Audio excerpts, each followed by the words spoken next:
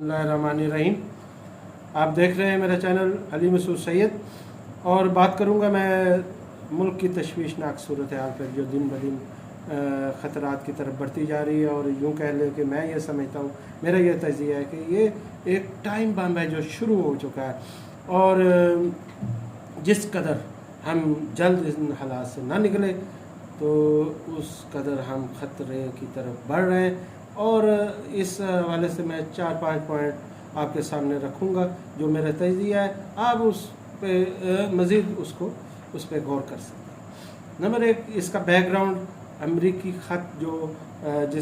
जिसका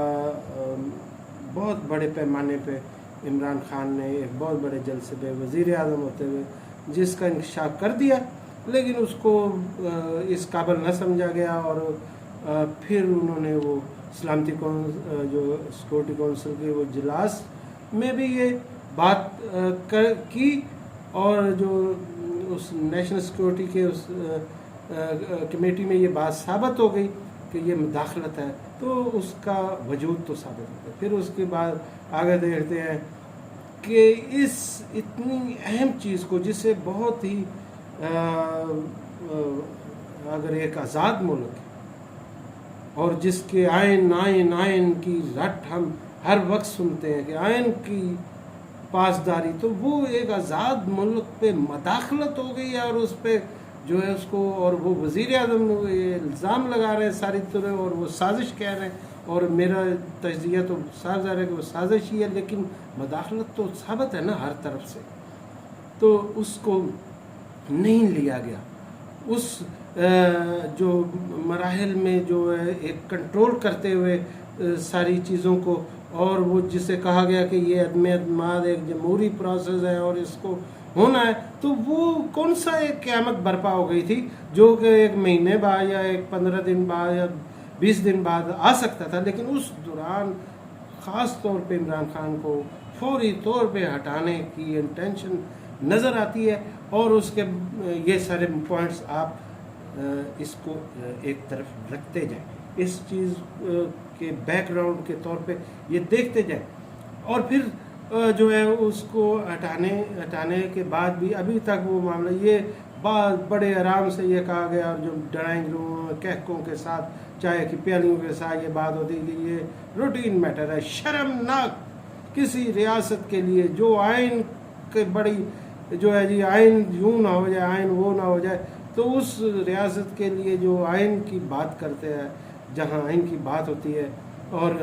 उसकी पासदारी की बात होती है, वहाँ जो है उसकी खुद मुख्तारी की कोई जो है उसको पहली तरजीह में रखा नहीं जाता। कि क्या एक मुल्क की जो गैर मुल्क का मामला आ गया तो अंदरूनी मामले उससे क्या ज़्यादा अहम है, और वो इतने अहम है कि उसमें 15 दिन या महीना भी आगे वो नहीं जा सकता और उस चीज़ का तयन कर लिया जाए। लेकिन वो साझेदार कि उस मामले को बाद में भी जैसे लिया गया, उस मामले को तो छेड़ना ही नहीं था, तो छेड़ा ही नहीं गया। वो तो है, तो होता है, तो रूटीन मैटर है। ये सारी चीज़ें अफसोसनाक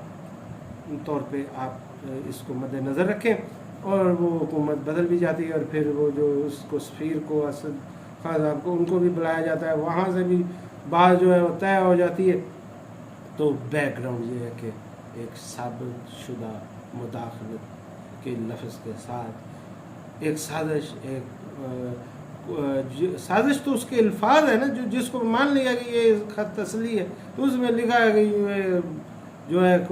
जो है ये जो अदम-ए-एतमाद हो रही है इसको यूँ होने दिया जाए, और ये तो ये सारी चीज़ें जो है ये इसकी बैकग्राउंड है। और आगे देखें कि ये आए क्यों हुकूमत, वो आप देखो कि महंगाई को रोकने आए और संभालने आए, तो वो भी तो इमरान खान साहब ने उनको किसी जोगा नहीं छोड़ा। उन्होंने तो कह दिया कि जी ये पेट्रोल का बम आप गिरा रहे, सारे हुकूमत गिराने का, इमरान खान को उतारने का, महंगाई से जान छुड़वाने का, अमेरिका के ख़त को दबाने का, और जो है ये जो है इसके बाद अदम-ए-एतमाद पेश हो जाने का, उसकी गारंटी लेने का, उसको जो है उसको उसमें स्पीकर की, डिप्टी स्पीकर की जो رولنگ ہے اس کو اس کی دھجی اڑانے کا کہ بات آئین کے مطابق وہ کرانے اور آئین پہ چلنے کا مطلب یہ نکلا، اس کا مفہوم یہ نکلا کہ آگے وہ ساری چیزیں نہیں ہوں گی، اور اس کا جو نتیجہ ہے وہ عوام پہ آپ نے پیٹرول بم پھینک دیا، اور یہ نہیں کہ آپ نے اس پالیسی پہ چلتے ہوئے آپ نے عوام کو ریلیف دینی تھی، آپ نے بوجھ عوام سے اٹھانا تھا۔ اس سارے خطوں کا، اس ساری سازشوں کا، اس سارے مراحل کا، اس سارے جو ہے جمہوریت کا ملبہ جو ہے وہ عوام پہ گرایا گیا۔ تو کوئی مہنگائی وغیرہ والی بات نہیں تھی۔ آپ کو مد نظر رکھنا ہوگا کہ صورتحال خرابی کی طرف بڑھتی گئی، اور وہ رشیا کا جو آپ پیٹرول لے سکتے تھے، آپ ڈیزل لے سکتے تھے 30% سستا، اس کی بجائے جو ہے اس کا بھی سارا بوجھ جو ہے، سارا ملبہ جو ہے پاکستان کی عوام پہ گرایا گیا۔ اس سارے چیزوں کا قیمت کس نے ادا کرنی؟ پاکستان کی عوام کا۔ تو اس سے آگے آپ چلے کہ کرپٹ لوگوں میں سے بھی، جن کا آپس میں اتحاد بھی اور وہ ایک مجبوری کی وجہ سے اکٹھے ہوئے ہیں، اور ان کے لیے پیچھے جو ماحول بنا ہے وہ ساری چیزیں آپ مد نظر رکھیں، اور ان کو جو ہے ریلیف کون دیتا رہا؟ عمران خان دیتا رہا، تو وہ بھی ان کو ملتے ہی رہا، وہ قید کے اندر باہر پھرتے ہیں اور سارا چیزیں۔ تو وہ ان سارے سینیریو میں آپ آگے چل کے دیکھتے ہیں کہ کرپٹ لوگوں میں سے بھی کرپٹ ترین نہیں، صرف کمزور لوگ لیے گئے۔ یعنی کہ اگر آپ دیکھ لیں کہ نون لیگ تو اصل مریم ہے، یا جو نواز شریف صاحب ہے اصل میں، تو اس میں سے بھی جو وہ نہیں چاہتے تھے، وہ لوگوں پہ کرپشن کی وجہ سے کیسز اور عمران خان کے خوف کی وجہ سے آنا پڑا۔ لیکن ایسی جگاڑیں اور ایسے ایٹمز ڈھونڈے جا رہے ہیں، ایسے ٹوٹے جو ہے وہ تلاش کیے جا رہے ہیں جو اسی طرح کے ہوں، اور جوڑ کے، اور پھر وہ والے ابھی پہلو ہیں جس کا بھی عمران خان سے ابھی فوری طور پہ الگ ہونا ہے ضروری نہیں سمجھا گیا، وہ بھی ادھر سے بھی اور ان سے بھی ایک سیٹ اپ کی طرف تو جو دلا رہے ہیں۔ اور پھر ایسی صورتحال میں جو ہے اسرائیل کا جو ہے صدر اسحاق برزوگ یہ کہہ رہا ہے، تصدیق کر رہا ہے کہ وفد پاکستانی جو انیلا احمد جو ہے قطب الدین احمد کی بیٹی ہے، اور جو ہے وقار قریشی، یہ وفد جو ملا تو وہ صدارتی لیول پہ عالمی فورم اقتصادی میں جو ہے اس چیز پہ مسرت کا اظہار کر رہا ہے، اور کہہ رہا ہے کہ جی مجھے حیرت انگیز جو ہے مسرت ہوئی، اور جو جملہ اس کا توجہ طلب ہے کہ پہلے ایسے کبھی نہیں ہوا، یعنی جو کام اب ہو رہے ہیں وہ پہلے کبھی نہیں ہوئے۔ اسرائیل کے اندر جا کے اس صدر سے وفد مل رہا ہے، اور صدارتی لیول پہ اس کی تصدیق ہو رہی ہے، اور اس کو اپریشیٹ کیا جا رہا ہے۔ پر مسرت جو حیرت جو ہے وہ ایک انڈیکیٹر ہے، وہ ایک اشارہ ہے، اور یہ اس طرح بھی معاملات ہیں کہ یعنی ملک جو قائد اعظم مثال سیٹ کر کے گئے تھے، اور اسرائیل جو بدترین ظلم کر رہا ہے، اور جو اس نے بیت المقدس پہ آج تک اس موقف سے ہٹ کے وہ مسرت نہیں کر رہا، بلکہ ہمارے موقف کی بربادی ہوئی۔ اور صاف ظاہر ہے کہ آج تک لیاقت علی خان کے قتل کیس اور اس طرح کے جو بھی طاقتوں کی طرف جاتے ہیں معاملے، اس پہ کبھی بھی اتنے بڑے معاملوں پہ تفتیش نہیں ہوئی، اس پہ جو ہے انویسٹیگیشن نہیں ہوئی۔ تو یہ ساری صورتحال میں اس پہ بھی کوئی امید نہیں ہے کہ بھائی یہ اتنا بڑا معاملہ ہو گیا، اسرائیل کا صدر حیرت انگیز جو ہے مسرت کر رہا ہے، اور وہ آن کر رہا ہے اس بات کو، اور اس کے پیچھے جو ہے خطرے کی گھنٹیاں بج رہی ہیں۔ اور یہ ساری صورتحال اس سارے سینیریو میں ایک قسم کا ایک اشارہ ہے، اور ایک قسم کی ایسی طاقت دنیا میں جو امریکہ کے اوپر بھی ایک بڑا اثر رسوخ رکھتی ہے، اور لابیاں ہیں، اور یہی جگہ ہے جہاں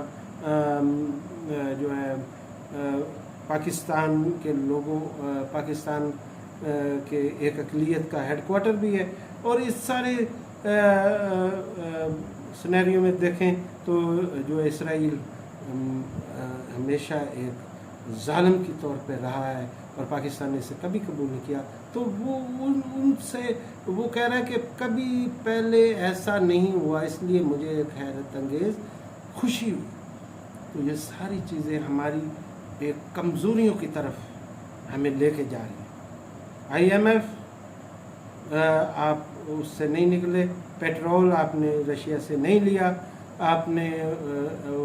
جو ہے اس کے آگے لیٹ گئے. وہ ساری باتیں الزامات جو ہے این اپنے نشانے پہ بیٹھے ہیں اور اپنی جگہ پہ بیٹھے ہیں. عمران خان صاحب کی باتیں تصدیق ہو رہی ہے، خط سے لے کر اسرائیل کے صدر کے بیان تک. اور یہ سارے معاملے